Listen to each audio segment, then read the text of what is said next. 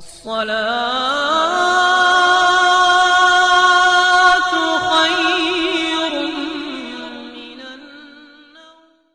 نے ابھی تک ہمارا چینل سبسکرائب نہیں کیا تو ابھی سبسکرائب کریں اور بیل آئیکن کو کلک کر کے ہماری لیٹسٹ ویڈیوز کے بارے میں اپڈیٹ جانیں. سبسکرائب کیجیے اور ہم آپ کو لیے چلیں گے آپ کی فیوریٹ ویڈیو. بسم اللہ الرحمن الرحیم. پڑھتے ہیں اور عصر کی نماز میں پڑھتے ہیں. آپ حضرات سے درخواست ہے کہ اس تسبیح کو ظہر، مغرب اور عشاء کی نماز میں بھی پڑھیں، اس لیے کہ اس تسبیح کے متعلق ہم لوگ اتنا جانتے ہیں کہ اگر کسی انسان کے پاس احد پہاڑ کے برابر سونا ہو اور وہ سونا اللہ تبارک و تعالی کے راستے میں خرچ کر دے اور اس کا خرچ کرنا بھی اللہ تبارک و تعالی قبول کر لے، تین باتیں جمع ہو گئی کہ ایک تو یہ کہ احد پہاڑ کی برابر سونا ہو کسی انسان کے پاس، دوسری بات یہ کہ وہ اس سونے کو اللہ تعالیٰ کے راستے میں خرچ کر دے، تیسری بات جو سب سے ضروری ہے کہ اللہ تعالیٰ بھی اس کو قبول فرما لے. لیکن جب بھی وہ ثواب اتنا نہیں رکھتا جتنا کہ یہ تسبیح پڑھنے والا اپنے لیے کما لیتا ہے.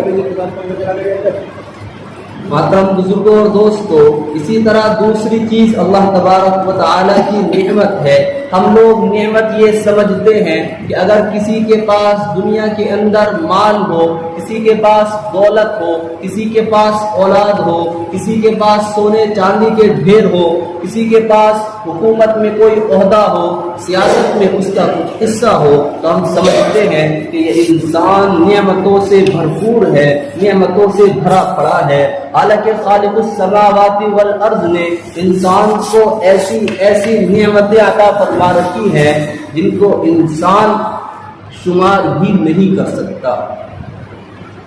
خود انسان اپنے جسم کے اندر غور و فکر کرے تو اس کو اندازہ ہو جائے گا کہ اللہ تبارک و تعالی کی کتنی نعمتیں ہیں. جب انسان کی کوئی نعمت ضائع ہو جاتی ہے تو وہ اس کا اتنا افسوس کرتا ہے، اتنا افسوس کرتا ہے تو اس کو وہ بیان بھی نہیں کر سکتا کہ میرے اندر سے کس چیز کی کمی ہو گئی. محترم بزرگوں اور دوستو، ایک فقیر ایک اللہ والے کے پاس جاتا ہے اور دستے سوال دراز کرتا ہے، کہتا ہے کہ حضرت میں فقیر ہوں، محتاج ہوں، برائے مہربانی میری امداد کیجئے، میری مدد کیجئے. تو وہ عارف باللہ بزرگ کہتے ہیں کہ تو کروڑ پتی لکھ پتی شخص ہے، کہ تو کروڑ پتی لکھ پتی شخص ہے، تجھ کو بھیک مانگتے ہوئے شرم نہیں آتی. تو وہ فقیر حیرت زدہ آنکھوں سے ان عمر رسیدہ بزرگ کو دیکھنے لگتا ہے اور کہتا ہے کہ حضرت میرے پاس تو چند پیسے بھی نہیں ہیں، میں آپ کو کہاں سے کروڑ پتی اور لکھ پتی نظر آتا ہوں. تو وہ بزرگ کہتے ہیں کہ اللہ تبارک و تعالی نے تجھ کو زبان عطا کی ہے جس سے تو اپنے دل کی ترجمانی کر رہا ہے، اپنی مسکنیت کا اظہار کر رہا ہے. بتا اس چھوٹی سی بوٹی کی کتنی قیمت لیتا ہے، میں اس کے تجھ کو 10,000 روپے دینے کے لیے تیار ہوں، تو یہ زبان کاٹ کر مجھ کو دے دے. تو وہ فقیر انکار کر دیتا ہے اور کہتا ہے کہ حضرت کوئی زبان بھی کاٹ کر دیتا ہے، بھلا کوئی زبان بھی بیچتا ہے. تو وہ اللہ والے پھر کہتے ہیں کہ اللہ تعالیٰ نے تجھ کو 2 ہاتھ عطا کر رکھے ہیں، ایک ہاتھ کاٹ کر مجھ کو دے دے اور بتا اس ایک ہاتھ کی کیا قیمت لینا چاہتا ہے. فقیر پھر انکار کر دیتا ہے. اللہ والے پھر کہتے ہیں کہ اللہ تعالیٰ نے تجھ کو 2 پاؤں عطا کر رکھے ہیں، ایک پاؤں کاٹ کر مجھ کو دے دے اور بتا اس پاؤں کی کیا قیمت لینا چاہتا ہے. فقیر پھر انکار کر دیتا ہے. الغرض اللہ والے کہتے ہیں کہ اللہ تعالیٰ نے تجھ کو 2 آنکھیں عطا کر رکھی ہے، ان دونوں آنکھوں میں سے ایک آنکھ مجھ کو دے دے اور بتا اس آنکھ کی کیا قیمت لیتا ہے. فقیر نفی میں ہی سر ہلا دیتا ہے. تو اللہ والے اللہ تعالیٰ کی تمام اعضاء اور جوارح کو بیان کرتے ہیں اور کہتے ہیں کہ اللہ تعالیٰ نے انسان کو ایسی ایسی نعمتیں عطا کر رکھی ہیں کہ اگر انسان دنیا کے بازاروں اور فیکٹریوں کے اندر ان نعمتوں کو تلاش کرنا چاہے تو نہیں مل سکتی.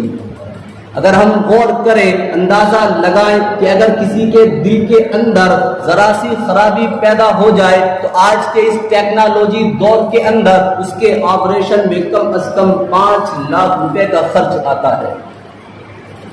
اللہ تعالیٰ کی ایک نعمت ہے، اور نعمت بھی چھوٹی سی، اگر اس کے اندر خرابی پیدا ہو جائے تو اس دور کے اندر کم از کم 5 لاکھ روپے کا اس کا بل ہاسپٹل والے بناتے ہیں۔ لیکن اندازہ لگائیے کہ اللہ تعالیٰ نے وہ نعمت جس کے صحیح کرنے کے لیے آج کے دور والے 5 لاکھ روپے لیتے ہیں، انسان کو ایسی ہی عطا کر رکھی ہے۔ پھر وہ بزرگ کہتے ہیں کہ اللہ تعالیٰ نے تم کو اتنی نعمتیں عطا فرما رکھی ہیں اور تم اپنے آپ کو فقیر کہتے ہو۔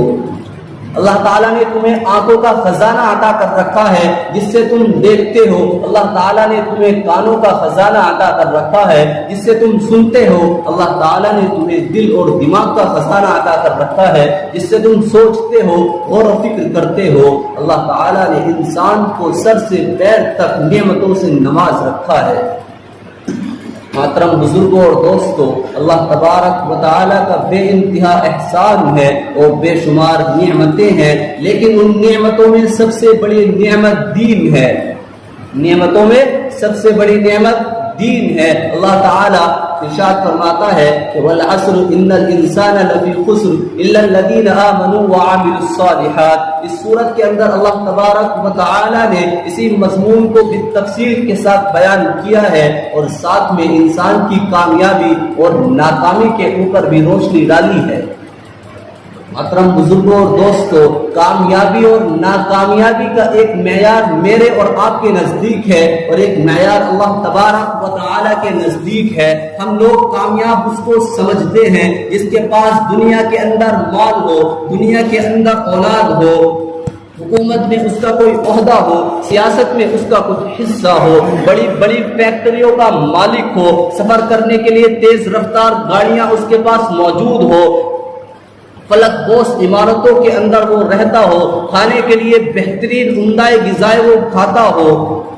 علاقے میں اس کا رعب اور دبدبہ ہو، لوگ اس کی تعریف کرتے ہو کہ یہ انسان کامیاب ہے۔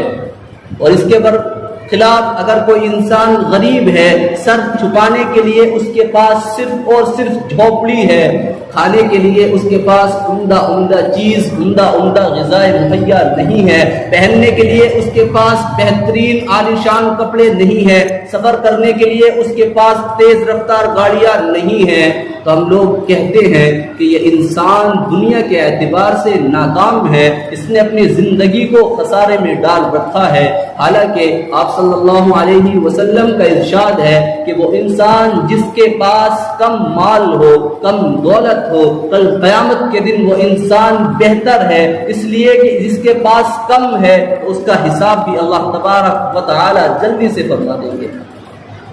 جس انسان کے پاس زیادہ مال ہے، زیادہ دولت ہے، دنیا کا حساب بھی یہی ہے۔ اگر ایک انسان ہے جو 300 روپے دن کے کماتا ہے تو اسے کوئی حساب کتاب نہیں کرنا پڑتا۔ ایک انسان وہ ہے جس کو 3 لاکھ روپے دن کے کماتا ہے تو وہ کم از کم 1 گھنٹہ اسی میں کھپاتا ہے کہ میرے پاس کہاں سے مال آیا، کہاں میں نے بھیجا، کہاں سے آیا اور کہاں گیا۔ اور جس نے 300 روپے کمائے وہ کیا کرتا ہے، فوراً سے حساب لگا لیتا ہے کہ میں نے یہاں سے کمائے اور یہاں کیا کر دیے، خرچ